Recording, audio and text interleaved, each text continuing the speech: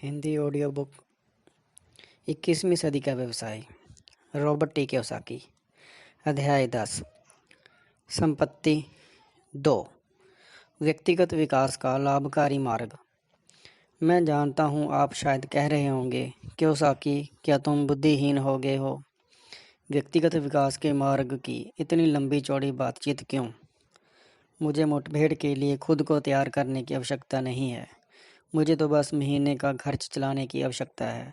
मैं दौलत बनाना चाहता हूँ, कुम्बाया नहीं गाना चाहता। इतनी जल्दबाजी ना करें, मैं बुद्धिहीन नहीं हुआ हूँ। मैं तो बस यथार्थवादी बन रहा हूँ। अमीर बनना सही स्लॉट मशीन में 50 सेंट का सौभाग्यशाली सिक्का डालने के बारे में बिल्कुल नहीं है। और यह भी सही है कि आप अतिरिक्त आमदनी कमाने के एक नए तरीके को ही नहीं देख रहे हैं। आप तो वास्तव में अपने बुनियादी जीवन मूल्यों में परिवर्तन कर रहे हैं। यह उसे बदलने के बारे में नहीं है जो आप करते हैं। बहुत वास्तविक संदर्भ में यह तो उसे बदलने के बारे में है जो आप हैं। मेरे मित्र डोनाल्ड ट्रंप की नेटवर्थ आज अरबों डॉलर है, लेकिन एक समय ऐसा भी था जब रियल एस्टेट क्रैश होने पर उन्होंने यह सारी दौलत गंवा दी थी। वह 9.2 अरब डॉलर के कर्ज में डूबने का अनुभव बताते हुए कहते हैं, जब मैं सड़क पर एक भिखारी के पास से गुजरा तो मुझे एहसास हुआ कि उसकी नेटवर्थ मेरी नेटवर्थ से 9.2 अरब डॉलर ज़्यादा थी। बहरहाल जल्द ही डोनाल्ड दोबारा शिखर पर पहुंच गए। क्यों? उसकी बदौलत जो वह हैं, या ज़्यादा सटीकता से कहा जाए तो जो वह बन गए थे। मुझे भी एक बार यही अनुभव हो चुका है। 30 वर्ष की उम्र तक मैं मिलियनेयर बन चुका था, लेकिन उसके 2 वर्ष बाद ही मेरी कंपनी दिवालिया हो गई। व्यवसाय का डूबना कतई सुखद अनुभव नहीं था, लेकिन यह एक बेहतरीन सीख थी। उन कुछ सालों में मैंने बहुत सीखा, व्यवसाय के बारे में बहुत कुछ, लेकिन अपने बारे में और भी ज़्यादा। मेरे तबाह होने के बाद अमीर डैडी ने मुझसे कहा, धन और सफलता इंसान को घमंडी तथा मूर्ख बना देती है। अब जब तुमने गरीबी और विनम्रता का स्वाद चख लिया है, इसलिए तुम दोबारा विद्यार्थी बन सकते हो। उन्होंने सही कहा था। उस अनुभव से मैंने जो सबक सीखे वह आगे चलकर अनमोल साबित हुए। एक विश्वव्यापी व्यवसाय बनाने और बाद में उसे गंवाने के बाद मुझे असली दुनिया की वह शिक्षा मिली जिसने अंत मुझे अमीर बना दिया। इससे भी महत्वपूर्ण बात, उस शिक्षा ने मुझे आर्थिक दृष्टि से स्वतंत्र बना दिया, और मैंने उस शिक्षा के पाठ्यक्रम में जो सबसे महत्वपूर्ण चीज़ें सीखी वह व्यवसाय या धन के बारे में नहीं थी, वह तो मेरे खुद के बारे में थी।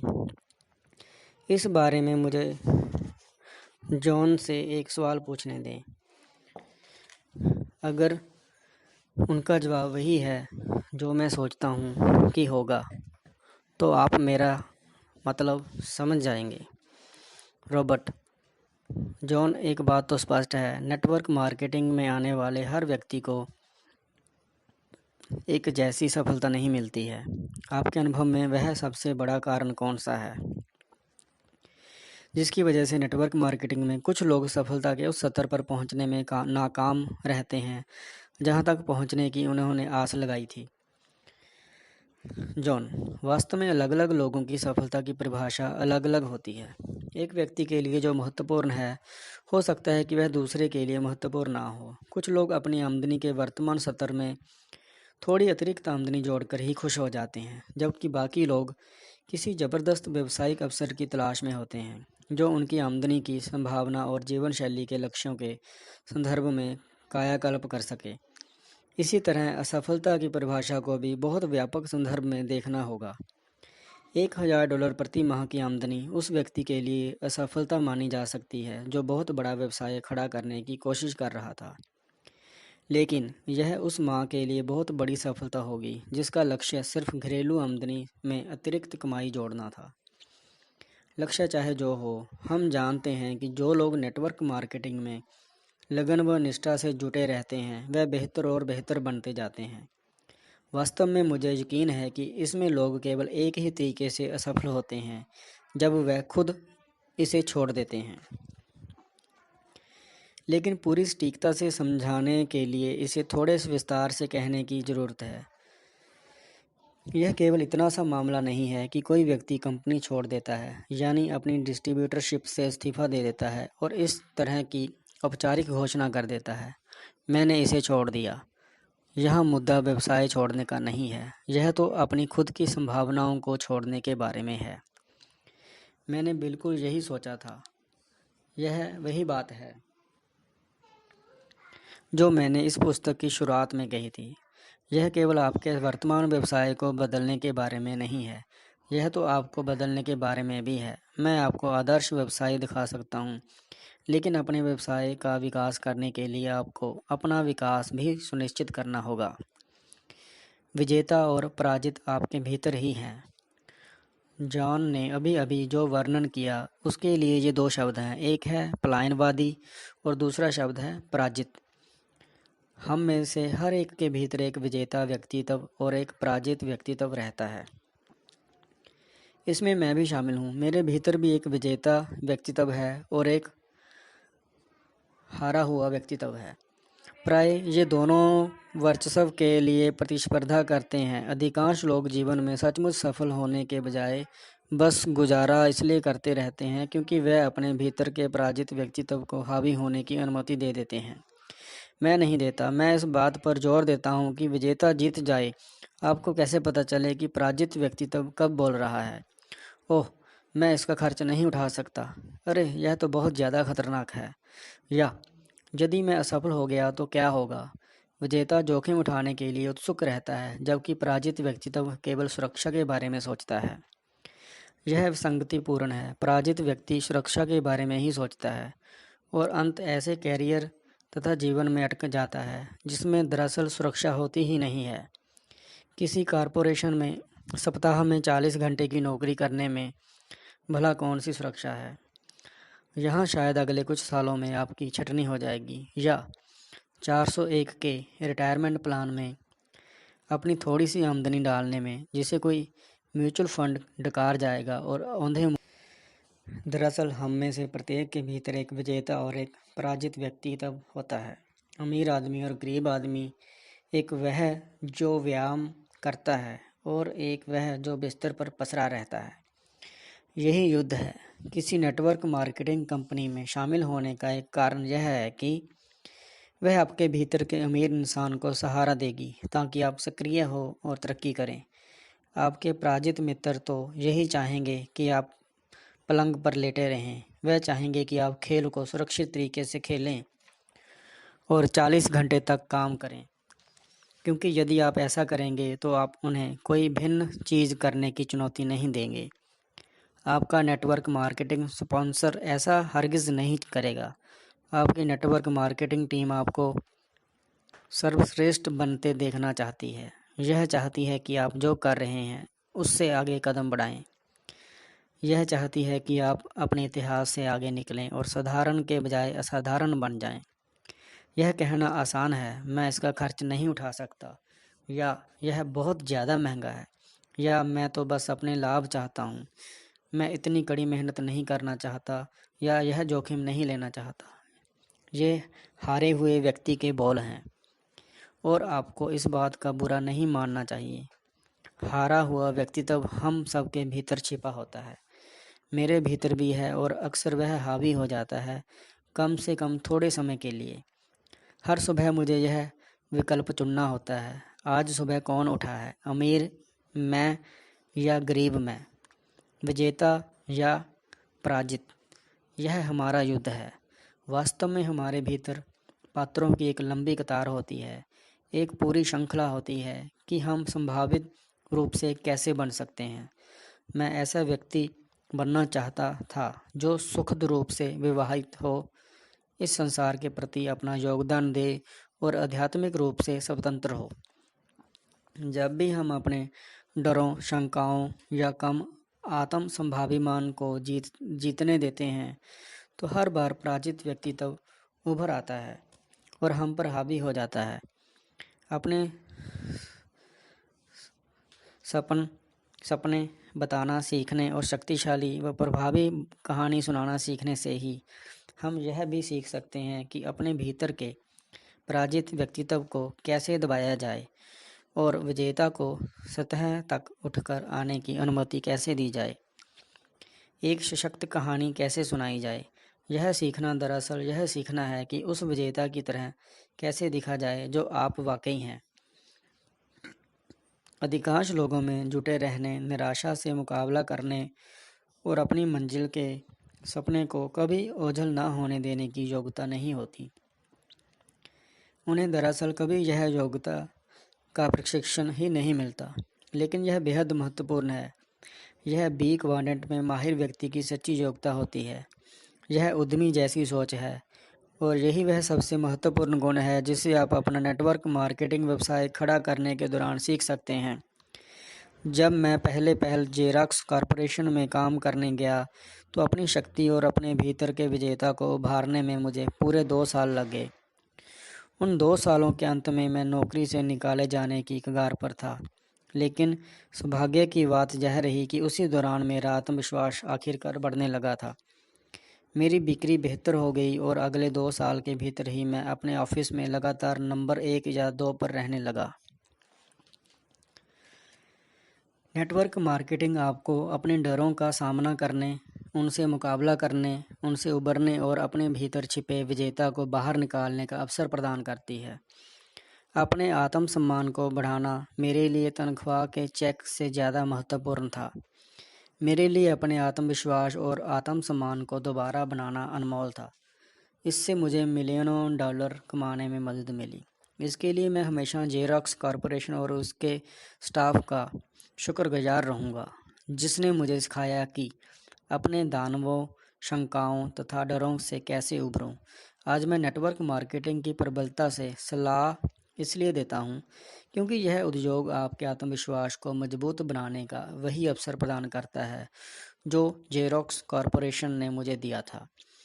नेटवर्क मार्केटिंग आपको अपने डरों का सामना करने, उनसे मुकाबला करने, उनसे उबरने और अपने भीतर छिपे विजेता को बाहर निकालने का अवसर प्रदान करती है। और इसे समझने में कोई गलती ना करें सिर्फ इसलिए कि आप किसी नेटवर्क मार्केटिंग कंपनी में शामिल हो जाते हैं और अपना व्यवसाय खड़ा करने लगते हैं। इसका मतलब यह नहीं है कि आप अपने भीतर के पराजित व्यक्तित्व को पीछे छोड़ देते हैं। वास्तविक स्वतंत्रता को पाने में आपको बरसों का समय लगेगा। अमेरिका में हम स्वतंत्रता के बारे में बहुत बातें करते हैं, लेकिन दरअसल आपको स्वतंत्रता तब तक नहीं मिलती जब तक कि आपको वित्तीय स्वतंत्रता ना मिल जाए, और इसे हासिल करने में समय लगता है। मैंने अपना कैरियर शून्य से शुरू किया था। रास्ते में मैंने कई बार दौलत बनाई और गंवाई, इसलिए मैं जानता हूँ कि सब कुछ चले जाने पर कैसा महसूस होता है। ऐसे मुश्किल दौर में पराजित व्यक्तित्व को हावी होने की अनुमति देना आसान था। ऐसे समय आएंगे जब आप महसूस करेंगे कि आपका इम्तिहान लिया जा रहा है। जब आपके दोस्त आपसे कहेंगे, मैंने तुम्हें पहले ही चेतावनी दी थी, और आपके परिवार वाले आपके कान में फुसफुसाकर कहेंगे, क्या यह बेहतर नहीं रहेगा कि तुम अपनी छोटी सी नौकरी में ज़्यादा मेहनत करो और उस नेटवर्क वाली चीज़ को छोड़ दो। मैं आपसे वादा करता हूँ, ऐसे समय आएंगे जब आपका मन ललचाएगा कि आप अपना जीवन पराजित व्यक्तित्व के हवाले कर दें। ऐसा हरगिज़ ना होने दें। जीतें। Flight school. सभी इलिया तितलियाँ बनने से पहले कोकून बनाती हैं। फ्लाइट स्कूल मेरा कोकून था। मैं इसमें कॉलेज स्नातक के रूप में दाखिल हुआ था और वियतनाम जाने के लिए तैयार पायलट के रूप में बाहर निकला। यदि मैं किसी साधारण फ्लाइट स्कूल गया होता तो मैं पायलट तो बन सकता था, लेकिन शायद युद्ध के लिए तैयार नहीं हो पाता। मिलिट्री पायलट्स के रूप में हमें जो सीखना था वह साधारण पायलट्स से बहुत अलग था। योग्यताएं भिन्न हैं, प्रशिक्षण की गहनता भिन्न है और प्रशिक्षण के अंत में युद्ध पर जाने की वास्तविकता से परिस्थितियां भी भिन्न हो जाती हैं। फ्लोरिडा में बुनियादी फ़्लाइट स्कूल पूरा करने में मुझे लगभग 2 साल लगे। मैंने जब वहाँ का प्रशिक्षण पूरा कर लिया तो उसके बाद उन्नत उड़ान प्रशिक्षण लेने के लिए मुझे कैंप पेडल्टन, कैलिफोर्निया भेजा गया। वहाँ प्रशिक्षण की गहनता बढ़ गई। कैंप पेडल्टन में हमें उड़ान भरने से ज़्यादा लड़ने का प्रशिक्षण दिया गया।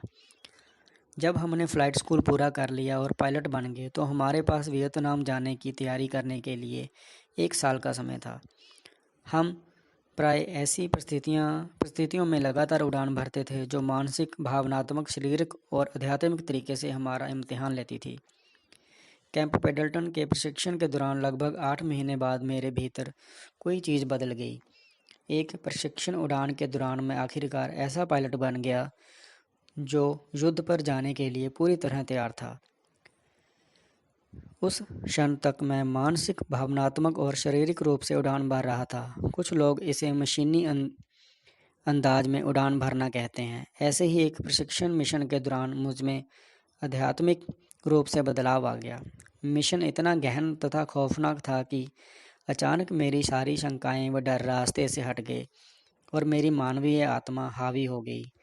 उड़ान भरना मेरा अभिन्न हिस्सा बन गया। मैं शांत महसूस करने लगा और हेलीकॉप्टर मुझे घर जैसा लगने लगा। वह मुझे अपना हिस्सा महसूस होने लगा। मैं वियतनाम जाने के लिए तैयार था। ऐसा नहीं था कि मेरे भीतर कोई डर नहीं था। युद्ध पर जाने को लेकर मेरे अंदर अब भी वही डर थे, मरने का डर या इससे भी बुरा, अपाहिज होने का डर। बस फ़र्क यह था कि अब मैं युद्ध पर जाने के लिए बिल्कुल तैयार था। मेरा आत्मविश्वास मेरे डर से ज़्यादा बड़ा हो गया था।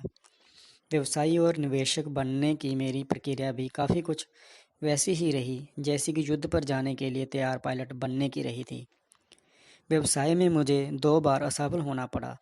तब कहीं जाकर मुझ में अचानक वह गुण आ गया जिसे प्राय उद्यमी भावना कहा जाता है। यही भावना मुझे कैश फ्लो क्वाड्रेंट के बी और आई वाले हिस्से में बनाए रखती है। चाहे परिस्थितियाँ कितनी ही मुश्किल हो जाएं, मैं ई और एस पहलू की सुरक्षा तथा आराम में फिसलने के बजाय बी व आई वाले हिस्से में ही रुका रहता हूँ। मैं आपको बताना चाहता हूँ कि बी क्वाड्रेंट में आरामदेह महसूस करने का आत्मविश्वास हासिल करने में मुझे 15 साल लगे। आप मुझसे ज़्यादा खुशकिस्मत हैं। आपको उतना लंबा समय खर्च करने या उन असफलताओं और संघर्षों को झेलने की ज़रूरत नहीं है। आप अपने खुद के फ़्लाइट स्कूल नेटवर्क मार्केटिंग में भी वैसी ही जीवन बदलने वाली शिक्षा हासिल कर सकते हैं। व्यावसायिक योग्यताओं ने मेरी ज़िंदगी कैसे बदल दी। अब जब मैं सैन्य प्रशिक्षण और वियतनाम के जंगलों में युद्ध की स्थितियों में उड़ान भरना सीखने के बारे में बता चुका हूँ, तो मैं आपको चरित्र निर्माण की एक और कहानी बताना चाहता हूँ। यह युद्ध नहीं, प्रेम के बारे में है। यदि मुझे असली दुनिया की व्यावसायिक योग्यताएं सिखाने वाला गहन प्रशिक्षण नहीं मिलता तो मुझे नहीं लगता कि मैं अपने सपनों की महिला से विवाह कर पाता। लेकिन मुझे प्रशिक्षण मिला और मैंने विवाह कर लिया। जब मैं पहली बार किम से मिला तो मैंने सोचा कि वह संसार की सबसे सुंदर महिला है। मेरे मुंह से बोल नहीं फूट रहे थे और मैं उससे बात करने जाने की बात सोचकर ही बुरी तरह दहशत में था। बहरहाल मेरे व्यावसायिक प्रशिक्षण ने मुझे अपनी असफलता तथा अस्वीकृति के डर से उबरना सिखा दिया था और वह प्रशिक्षण उस वक्त काम आया, बहुत काम आया। कमरे के पीछे छिपने के बजाय और दूर से टकटकी लगाकर देखते रहने के बजाय जो मैं बरसों पहले करता, मैं हिम्मत करके आगे बढ़ा और बोला, हाय। किम मुड़ी और उसके चेहरे पर सुंदर मुस्कान खिल उठी और मुझे प्रेम हो गया। वह मेरे सपनों की साकार अप्सरा थी। लेकिन जब मैंने उससे डेटिंग पर चलने को कहा तो वह बोली, नहीं। पुराना रॉबर्ट कियोसाकी होता तो वह घबराकर दूर चला गया होता और हार मान लेता। लेकिन अपने व्यावसायिक प्रशिक्षण की बदौलत मैं सख्त हो गया था। मैंने हिम्मत जुटाकर डेटिंग पर चलने के बारे में दोबारा पूछा। एक बार फिर उसने कहा, नहीं। अब मेरा आत्मविश्वास आहत हो गया था और मेरा अहंकार ध्वस्त हो रहा था। लेकिन मैंने एक बार फिर उससे डेटिंग पर चलने के लिए पूछा और एक बार फिर उसका जवाब था, नहीं। यह सिलसिला 6 महीने तक चलता रहा। हर बार जब वह नहीं कहती थी तो मैं अपने आहत अहंकार की मरहम पट्टी करने के लिए एकांत में चला जाता था। मैं अंदर से चोटिल था। यदि मैंने अपनी आत्म शंकाओं से उबरने का तरीका नहीं सीखा होता तो मैं कभी भी 6 महीनों तक उससे लगातार आग्रह नहीं करता। लेकिन मैंने किया और आखिरकार एक दिन वह बोली, हाँ, तब से हम एक साथ रह रहे हैं। मैं यह कहानी इसलिए नहीं बता रहा हूँ क्योंकि यह एक रोमांटिक कहानी है कि रॉबर्ट और किम में प्रेम कैसे हुआ। मैं यह इसलिए बता रहा हूँ क्योंकि यह एक महत्वपूर्ण मुद्दे को रेखांकित करती है। इस प्रशिक्षण का संबंध सिर्फ व्यवसाय और पैसे से ही नहीं है। हम तो आपके जीवन के बारे में बात कर रहे हैं। वास्तव में आप अपना पैसा कैसे कमाते हैं और अपना कैरियर कैसे बनाते हैं, उसी से यह तय होता है कि आप अपनी तकदीर कैसे बनाते हैं और अपनी विरासत भी। धन्यवाद। आपका दिन शुभ रहे।